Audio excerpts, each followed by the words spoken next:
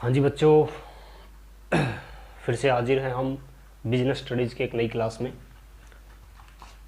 तो बेटा last time हमने चैप्टर 1.3 का कुछ पार्ट किया था। रिमेनिंग पार्ट आज फिनिश कर देंगे हम। तो एक बार क्विक रिवीजन करवा देता हूँ इस टॉपिक का कि जो कॉमर्स है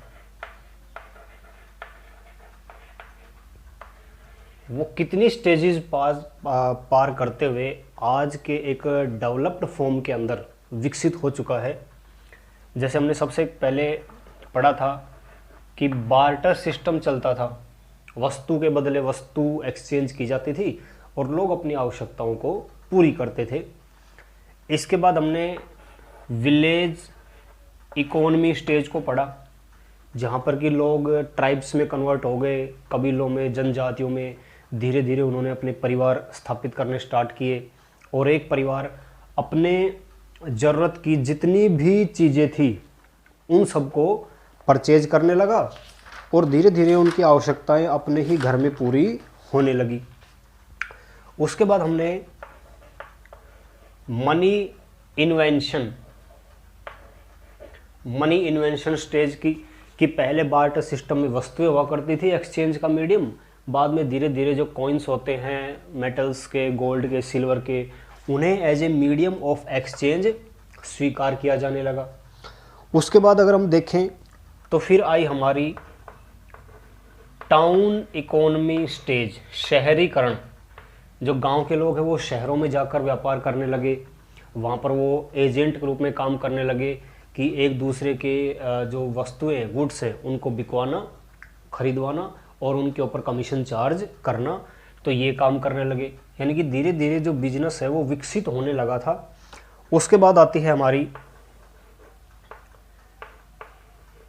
industrial revolution stage.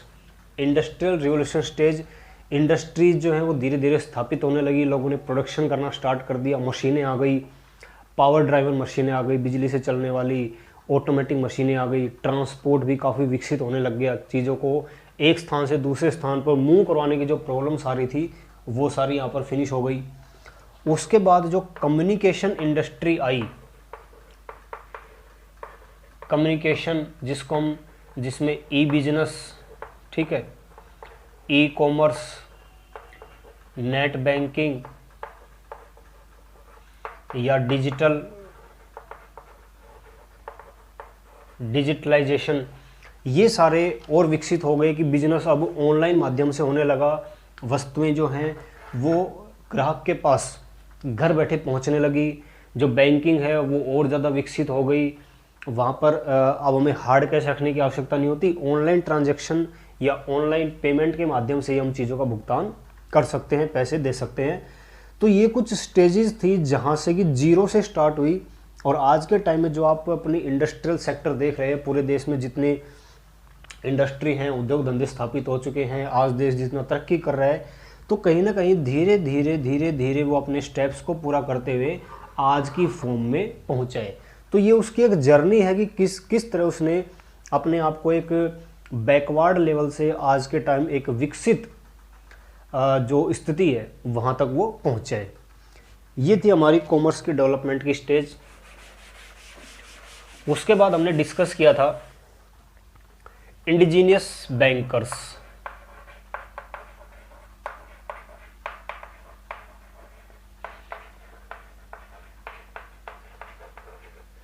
Indigenous bankers, ये कौन से बैंकर्स होते थे? यानी कि पहले बैंकिंग सिस्टम तो था नहीं हमारे देश में, तो जो बड़े बड़े साहूकार लोग रहते थे, सर्राफ लोग रहते थे, जो पैसे वाले लोग रहते थे, वो बैंकिंग सिस्टम को डील करते थे। लोगों को पैसे उधार देना, उनके पास अगर एक्स्ट्रा पैसा है तो उसको डिपॉजिट में रखना, जो कागजी मुद्रा होती है जैसे हुंडीज वगैरह होती हैं उनके ऊपर लेन देन करना, तो ये सारे काम ये लोग करते थे। इनको सर्राफ भी कहते थे, साहूकार भी कहते थे, खत्री भी कहते थे, क्यास भी कहते थे। तो ये कुछ ऐसे बैंकर्स थे जो बैंकिंग सिस्टम, आज के टाइम में जो आप बैंकिंग सिस्टम देखते हैं तो पहले के टाइम में बैंकिंग सिस्टम नहीं था, लेकिन ये जो पैसे वाली पार्टीज थी, जो बड़े बड़े साहूकार लोग थे, वो बैंकिंग बिजनेस को डील करते थे। ये पैसे उधार भी देते थे जिसको बोलते हैं लैंडिंग। ये पैसे को डिपॉजिट्स भी कराते थे अपने पास, एक्सेप्टिंग डिपॉजिट्स। हुंडीज के अंदर डील करते थे। हुंडीज क्या होती है? एक कागज का टुकड़ा होता है जिसके ऊपर सारी लेन देन की टर्म्स एंड कंडीशन लिखी होती है, और ये कुछ समय पश्चात दो टाइप की होती है। एक होती है दर्शनी हुंडी, एक होती है मुद्दती हुंडी। दर्शनी हुंडी ऐसी होती है जिसके अंदर जो पैसा लिखा है वो आप कभी भी सामने वाली पार्टी से मांग सकते हैं, जबकि मुद्दती हुंडी में उस टाइम लिमिट के बाद ही आप सामने वाली पार्टी के पास जाकर कह सकते हैं कि इसके ऊपर जो पैसा लिखा है वो मुझे पे करा जाए। तो ये कुछ पार्ट्स हमने कल डिस्कस किए थे। आपको नोट्स मैंने प्रोवाइड कर दी हैं आज की क्लास के, जो क्लास आपको सेंड हुई है मंडे वाली, उसको आप नोट डाउन कर लें और इनको एक बार क्विक रिवीजन दें।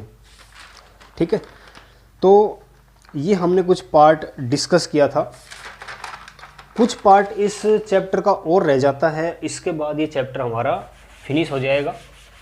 जैसे हम अगर बात करें तो जो ट्रेडिंग कम्युनिटीज़ थी हमारे इंडिया में, वो कम्युनिटीज़, वो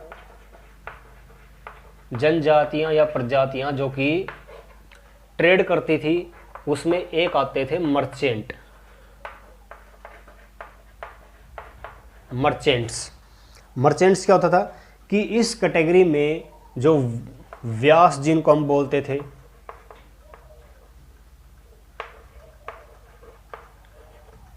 वैश्य समाज के लोग इनको कहा जाता था। ये बड़े रुतबे वाले, बड़े पैसे वाले लोग होते थे। चीफ जो सब कम्युनिटी थी इसकी, उसे कहा जाता था बनियाज, यानी आज के टाइम में जो बनिया लोग होते हैं, यानी कि जिनको हम नाम से पता चल जाता है वो बनिया है। बनिया मतलब पैसे वाली पार्टी होगी जो कि लोगों से लेन देन करता है, उसके पास ज़्यादा पैसे होते हैं और वो सोसाइटी के अंदर एक बड़ा रुतबा, एक बड़ा जो पोस्ट है वो अपनी कायम करके चलता है। ठीक है, अच्छा, these were related to Hindu and Jain family of Gujarat and Rajasthan. और ये जो कम्युनिटी थी ये गुजरात और राजस्थान की कुछ कम्युनिटीज़, जो राजस्थान और जो गुजरात है वहाँ के एरिया में पाई जाने वाली एक कम्युनिटीज़ रहा करती थी। इसके बाद है कि जो कंट्रोल था इनका वो पूरे जो नॉर्थ इंडिया था, पूरे नॉर्थ इंडिया के अंदर, क्योंकि गुजरात और राजस्थान नॉर्थ इंडिया के अंदर आते हैं, तो पूरे नॉर्थ इंडिया पे इन प्रकार के लोगों का क्या था? कब्जा था। यानी कि पूरा जो व्यापार है इन लोगों के हाथ में रहा करता था, क्योंकि ये बड़ी पार्टीज थी, पैसे वाली पार्टीज थी। आगे है कि इसी की सेकंड जो सब कैटेगरी है उसे हम कहते थे बंजारा। बंजारा नहीं समझते जो कि उनकी वेशभूषा से पता चल जाता है कि बंजारों के ये, उनके पास गाड़ियाँ होती थी और उन गाड़ियों से वो व्यापार करते थे। लिखा है their business was in village and cities, the deal is grain and pulses. वो किस में?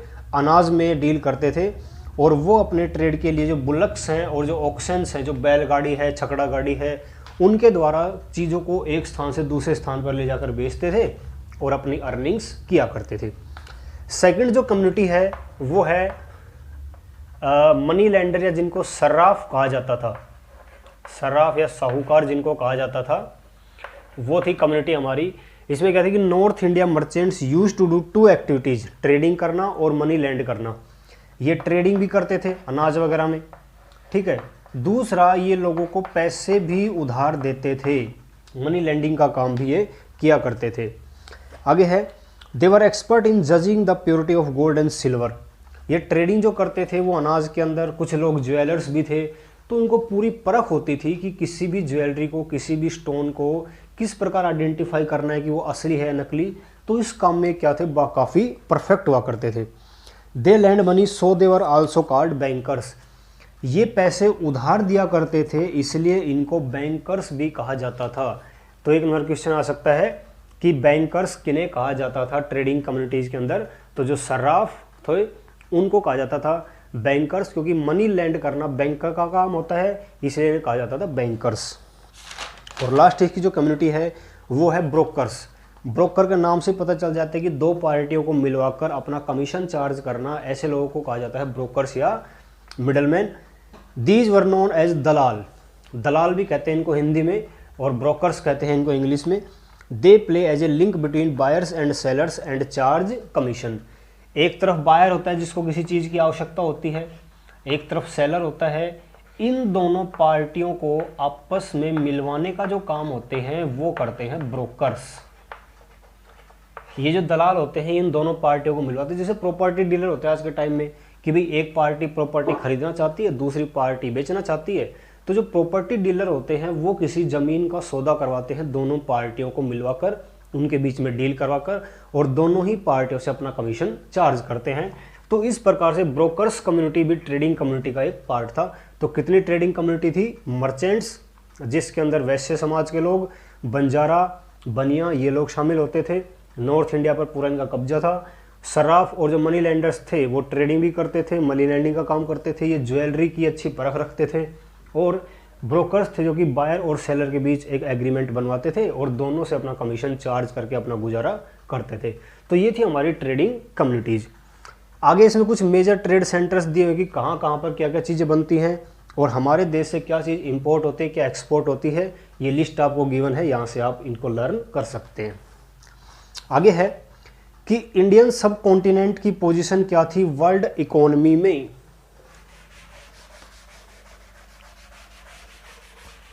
यानी जो भारतीय महाद्वीप है उसके अंदर क्या पोजीशन थी। पोजीशन ऑफ इंडियन सब कॉन्टिनेंट इन वर्ल्ड इकोनॉमी, ये आपको लास्ट पेज में मिलेगा, 10th पेज पर ये टॉपिक है हमारा। अब देखो इसके अंदर लिखा है इंडिया जो है वो अपने रेयर और आर्टिस्टिक जो थिंग्स थी, हस्तकला या जो जिसे हाथ से बनी हुई जो चीज़ें थी, उनके लिए, कारीगरी के लिए इंडिया बहुत ही ज़्यादा फेमस था। India this prosperity in 17th and 18th century attracted the European traders to trade in India. और इंडिया इन चीज़ों में काफ़ी माहिर था। जो रेयर इसकी आर्टिस्टिक होती थी या इसकी जो हस्तकला थी, जो इसकी कारीगरी थी, उसने यूरोपियन जो कंट्रीज हैं वहाँ के लोगों को आकर्षित किया कि चलो भाई इंडिया में जाकर व्यापार करते हैं, क्योंकि वहाँ पर एक तो चीज़ें हैं, नेचुरल रिसोर्सेज हैं वो सबसे ज़्यादा हैं, वहाँ पर ट्रेडिंग के जो व्यापार करने के जो अपॉर्चुनिटीज़ हैं वो इंडिया में ज़्यादा थे। तो यूरोपियन कंट्रीज़ धीरे धीरे इंडिया के अंदर आने लगी। उसके बाद है इस थिंकिंग ने फॉरेनर्स की स्टैब्लिश्ड ईस्ट इंडिया कंपनी। और इंग्लैंड जब इंडिया आया, यानी कि जो अंग्रेज़ों का शासन हमारे ऊपर रहा, तो अंग्रेज़ों ने सोचा भाई इंडिया तो एक व्यापार का हब है, यहाँ पर क्यों ना व्यापार स्थापित किया जाए। तो उन्होंने अब इंडिया के ऊपर अपना रुतबा कायम करने के लिए ईस्ट इंडिया कंपनी की स्थापना कर दी। ये आप एसएसटी में पढ़ के आए होंगे।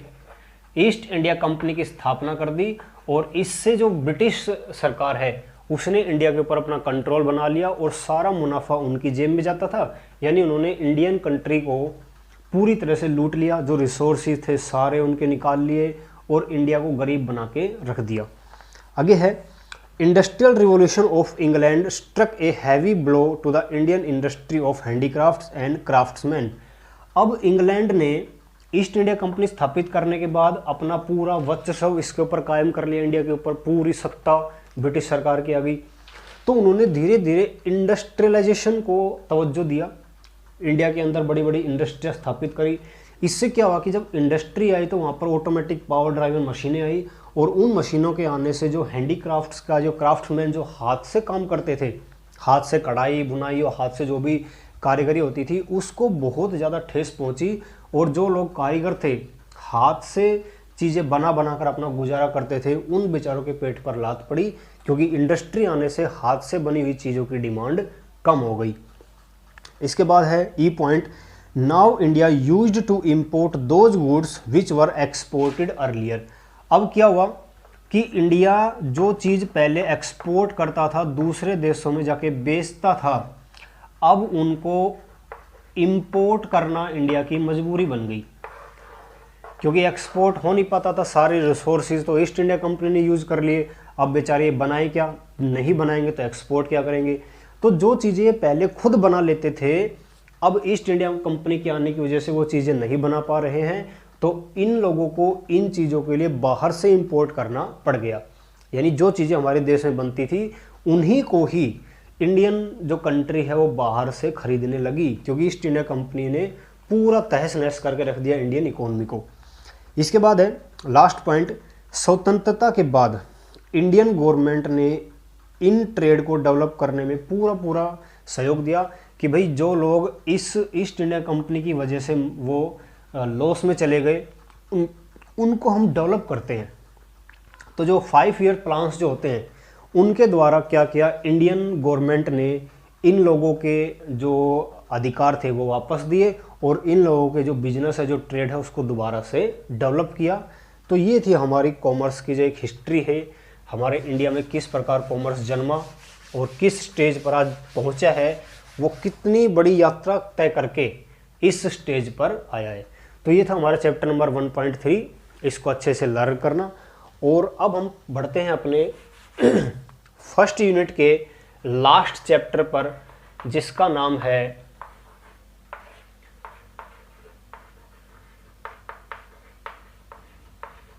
बिजनेस रिस्क, व्यावसायिक जोखिम। कि भाई व्यवसाय करोगे तो देखो रिस्क तो कदम कदम पर है, और व्यवसाय में क्या, जिंदगी में भी रिस्क कदम कदम पर है। आज हम यहाँ खड़े हैं, पता चले कि अगले ही पल हम यहाँ पे हो ही ना, रास्ते से जा रहे हैं, पता चला कुछ घटना घट गई और ज़िंदगी रही नहीं।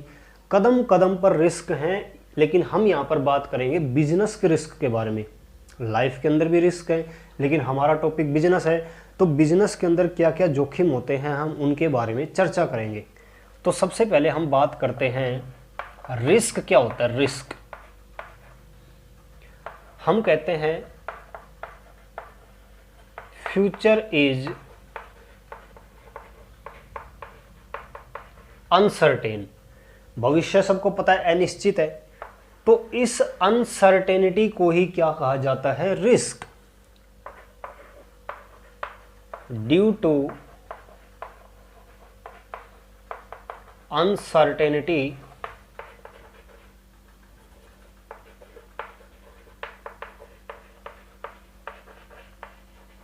बिजनेस में इनकर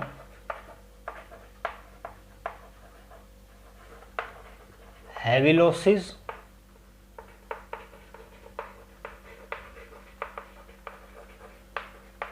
इनसफिशिएंट प्रॉफिट्स।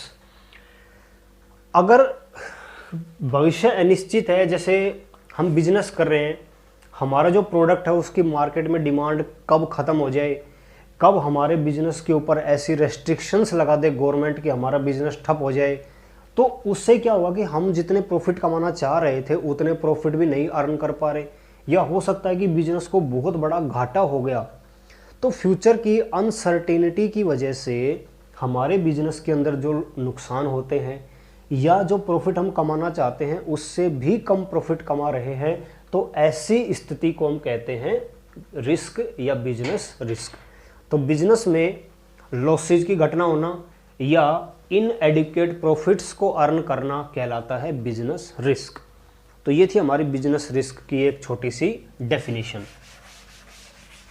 क्योंकि भविष्य का हम अनुमान लगा नहीं सकते और उसकी वजह से हमें हैवी लॉस फेस करने पड़ जाते हैं, या जो हम चाह रहे थे वो हमें नहीं मिल पाता है। तो डेफिनेशन लिखी है, पॉसिबिलिटी ऑफ इनएडिक्वेट और insufficient profits even losses in the business is called business risk, जो कि हमने अभी डिस्कस करा है। अब हम कहते हैं कि नेचर क्या होता है, प्रकृति क्या होती है, नेचर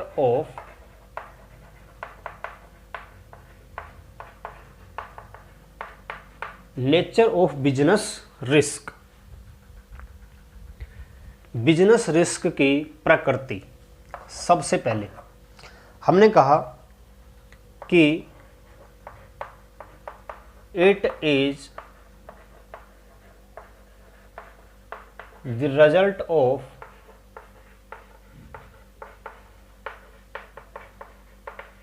अनसर्टेनिटीज।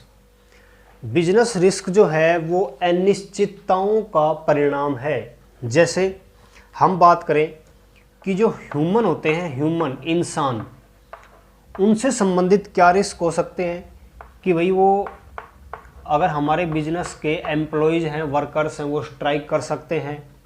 कस्टमर्स हैं वो हमारे पैसे खा सकते हैं, जिसे हम कहते हैं बैड डेब्ट्स। अगर कोई कस्टमर हमारे पैसे देने से मना कर देता है तो उस टर्म को कहते हैं बैड डेब्ट्स, डूबे हुए पैसे। तो भाई इंसान है, इंसान पता नहीं कब उसका दिमाग फिर जाए। वर्कर्स हैं, काम करने वाले हमारी फैक्ट्री के, उनको कोई भड़का दे या उनके मन में ऐसी भावना आ जाए कि वो उस फैक्ट्री के लिए, उस कंपनी के लिए हड़ताल पर बैठ जाए। कस्टमर्स हैं, पता नहीं कब नीयत खराब हो जाए, पैसे देने से मना कर दे, हमारे लाखों रुपए डूब जाएं, बैड डेब्ट्स। तो ये रिस्क ऐसे होते हैं जो इंसानों से संबंधित होते हैं। दूसरी बात करें बिजनेस की अनसर्टेनिटी, बिजनेस अनसर्टेनिटीज। अब बिजनेस अनसर्टेनिटी का मतलब होता है कि हमारे बिजनेस में जो मैनेजर्स बैठे हुए हैं, जो मैनेजर है उसने अच्छे से एनालाइज नहीं किया मार्केट को, और उसने जो डिमांड होती है मार्केट में हमारे प्रोडक्ट्स की, उसको गलत नाप लिया। डिमांड है उसको पता ही नहीं कर पाया कि हम जो प्रोडक्ट बना रहे हैं फैक्ट्री में वो मार्केट में बिकेंगे या नहीं बिकेंगे। उसने डिमांड को अच्छे से एनालाइज नहीं करा, उसने बहुत ज़्यादा माल बनवा दिया, अब वो सामान बिक नहीं रहा है। तो क्या हुआ, ये बिजनेस से रिलेटेड क्या है, अनसर्टेनिटीज है। अगर नेचुरल कॉजेज की बात करें,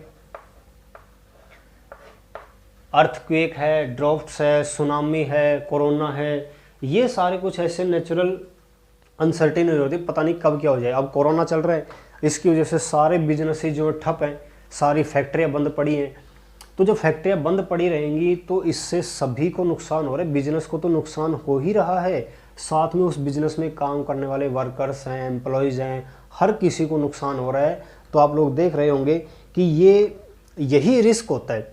किसी को पता था कि एक समय दुनिया में ऐसा भी आएगा कि लोग घर से बाहर निकलना चाहेंगे लेकिन वो निकल नहीं पाएंगे चाहकर भी। हमने कभी अपनी लाइफ में ऐसा नहीं सोचा पिछले साल से पहले। तो ये क्या है, ये क्या है, फ्यूचर अनसर्टेनिटी। भविष्य नहीं पता कि कल को क्या हो जाए। अब हमें आदत हो गई कि भी कोरोना पिछले 1 साल से लड़ते आ रहे हैं हम, अब सिर्फ 2, 4, 5 महीने, 6 महीने और चल सकता है, क्योंकि अब इसके ऊपर इतना काम कर लिया है इंडियन मेडिकल जो इंस्टीट्यूट है कि अब ये अगर आए भी गाना तो इसकी वैक्सीन्स इतनी तैयार हो जाएंगी कि अब हमारे लिए ज़्यादा हार्मफुल नहीं होगा ये, क्योंकि इसको फेस करते करते हमें पूरा 1 साल हो गया है। लेकिन अचानक जब आया था तो सबके हाथ पैर फूल गए, क्या करे क्या करे। तो उस टाइम इसने नुकसान ज़्यादा किया था। तो ये ऐसी चीज़ें हैं जो पता नहीं होती कि कल को क्या हो जाए। किसको पता था कि बच्चों का 1 साल 2 साल खराब हो जाएगा, अनसर्टेन था फ्यूचर। अब भी नहीं पता कि आगे आने वाले समय में कितने महीने और स्कूल बंद रहने, ये भी क्या है, अनसर्टेनिटी। तो वो चीज़ें जो आपको पता नहीं है वो अचानक से हो जाए और उनकी वजह से आपके बिजनेस को लॉस फेस करना पड़ जाए, ऐसी स्थिति को कहते हैं बिजनेस रिस्क। तो पहला पॉइंट था कि अनिश्चितताओं की वजह से जो रिस्क होता है वो जन्म लेता है। अच्छा जी, अगले पॉइंट की बात करते हैं कि जो रिस्क है वो वेरीज करता है business to business. Business to business vary करता है ये ना। अब जो बिजनेस है स्मॉल, छोटे बिजनेसेस हैं, उनके यहां पर रिस्क क्या होगा, स्मॉल होगा, लो होगा। लेकिन जो लाखों करोड़ों रुपए लगाकर बैठे हैं उनके अंदर अगर रिस्क की बात करें तो वो होगा बहुत हाई। तो रिस्क बिजनेस के साइज पर भी डिपेंड करता है। जितना छोटा आपका बिजनेस होगा उतना ही रिस्क कम होगा। मैं छोटी सी दुकान करके बैठा हूँ जिसमें 20 से 30 हज़ार रुपये का माल भरा पड़ा रहता है, तो कुछ दिन बंद भी करनी पड़ेगी दुकान तो मेरे को फ़र्क नहीं पड़ेगा क्योंकि मेरी पूंजी बहुत कम लगी है।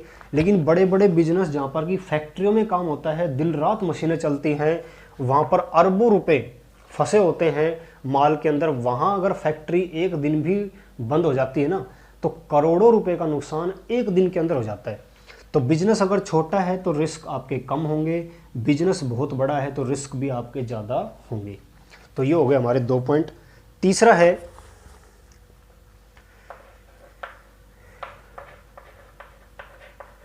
Profit is the result of risk. कहते हैं कि जो प्रॉफिट है वो रिस्क का रिजल्ट होता है। आप जितना रिस्क लेंगे उतना ही आपके पास प्रॉफिट होगा। आप जितना रिस्क लेंगे उतना ही ज़्यादा आपके बिजनेस में क्या होगा, रिस्क होगा। क्योंकि आप प्रॉफिट अर्न करने के लिए ऐसे ऐसे बिजनेस डील कर सकते हैं, ऐसी ऐसी ट्रांजैक्शंस कर सकते हैं कि अगर वो ट्रांजैक्शन हमारी फेल हो गई या हमने जो सोचा था कि ये लेन देन कर लेते हैं इससे लाखों का मुनाफा होगा, बाई चांस मान लो वो लेन देन हमारा सफल ना हो पाया तो हमें करोड़ों लाखों रुपए का नुकसान भी बियर करना पड़ सकता है। तो जितना ज़्यादा आप रिस्क लेने के बारे में सोचेंगे उतना ही ज़्यादा आपको प्रॉफिट मिलेगा। क्योंकि रिस्क जो प्रॉफिट होते हैं वो रिस्क का ही रिवार्ड होते हैं। जैसे सारे बिजनेस बंद पड़े हैं, सारे बिजनेस अभी फ़िलहाल बंद पड़े हैं, सामान मिल नहीं रहा है। मेरे को कोई प्रोडक्ट जो पहले 150 रुपये का बिकता था, मिलता था, आज वो मेरे को 250 रुपये का मिल रहा है। जो पैकेट मेरे को 150 रुपये का मिलता था आज वो 250 रुपये का मिल रहा है, क्योंकि बिजनेसेस बंद पड़े हैं। तो एक तो मेरा तरीका ये कहता है कि अगर मैं इसको 250 में खरीदता हूँ तो मैं महंगा बेचूंगा, मैं इसको 500 रुपये तक बेच सकता हूँ, 500 रुपये तक बेच सकता हूँ, यानी एक पैकेट पे 250 का मुनाफा मैं कमा सकता हूँ। लेकिन अगर आपने 250 के हिसाब से 100 पैकेट खरीद लिए मुनाफा कमाने के लिए, आपने 25,000 रुपये लगा दिए, बाई चांस ये घटना ना हो पाई, अचानक से बिजनेस खुल गए अगले दिन से ही और ये जो प्राइस है ये अचानक घट के फिर से 150 आ गया। अब सोचोगे 150 वाली चीज़ 250 में जब हुई थी तो अचानक ये दोबारा से 150 पे आ गई, तो अब तो 500 में बिकेगी नहीं, और आपने 500 के 250 के हिसाब से बहुत ज़्यादा माल परचेज कर लिया। तो ये रिस्क है कि अगर आपकी जो बिजनेस ट्रांजैक्शन ये सफल हो जाती है, बिजनेस और बंद रह जाते हैं कई दिन, तो भैया आप मुनाफा कमा भी लोगे। लेकिन अगर आपकी डील सक्सेस नहीं हुई, अगले ही दिन बिजनेस खुल गई, तो आपको लाखों का घाटा भी हो सकता है। तो बिजनेस में क्या होता है, जितना प्रॉफिट आप कमाना चाहते हैं उसके लिए उतना ही ज़्यादा आपको रिस्क भी लेना पड़ेगा। ठीक है। फोर्थ पॉइंट है कि रिस्क इज असेंशियल। रिस्क जरूरी है, असेंशियल मतलब ये एक जरूरी पार्ट है बिजनेस का। आप ये रिस्क को किसी भी चीज़ से दूर हटा ही नहीं सकते। खड़े हैं यहाँ पर, खड़े खड़े अचानक से मान लो एक चक्कर से आ जाए, बीपी हाई हो जाए या ऐसा कुछ हो जाए कि गिर जाएं और कहानी ख़त्म, कुछ नहीं पता। तो रिस्क तो हर चीज़ के साथ जुड़ा हुआ है, आप उसे नकार नहीं सकते। तो बिजनेस के हर पहलू के अंदर रिस्क जुड़ा हुआ है। आपके एम्प्लॉय, आपके वर्कर कब आपको धोखा दे जाए, आपका जो मैनेजर है वो पता नहीं कब आपको धोखा दे जाए, फैक्ट्री के अंदर पता नहीं कब रातों रात आग लग जाए, करोड़ों का नुकसान हो जाए, आपके जो प्रोडक्ट हैं गवर्नमेंट उनको बैन कर दे कि कल से आप ये प्रोडक्ट मार्केट में नहीं बेच पाएंगे, आपकी फैक्ट्री के ऊपर छापा पड़ जाए, ताला लग जाए, पता नहीं किस घटना से आपको कितना नुकसान हो जाए। इसलिए हम कह सकते हैं कि जो रिस्क है ना वो बिजनेस का एक पार्ट है, आपको उसके साथ जीना पड़ेगा। और लास्ट पार्ट है कि जो नेचर ऑफ बिजनेस है, नेचर ऑफ बिजनेस, किस प्रकार का बिजनेस आप कर रहे हैं, किस प्रकार के प्रोडक्ट आप डील कर रहे हैं मार्केट में, उस पर भी डिपेंड करेगा। आप मान लो डेली यूजेज के गुड्स जो हैं वो बेच रहे हैं, daily usages goods, daily usages goods के अंदर जो रिस्क होता है वो बहुत कम होता है, क्योंकि आपकी चीज़ें डेली बिक जाती हैं। हर इंसान को ये चीज़ चाहिए डेली की डेली।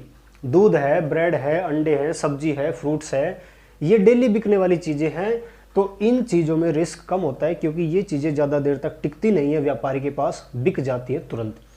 लेकिन अगर आप ऐसे बिजनेस में डील कर रहे हैं जिसमें फैशन जो होता है ना वो ज़्यादा प्रायोरिटी रखता है, आप फैशनेबल गुड्स के अंदर, फैशनेबल क्लोथ्स के अंदर डील करते हैं, तो भैया यहाँ रिस्क आपका बहुत ही ज़्यादा होगा। क्यों होगा?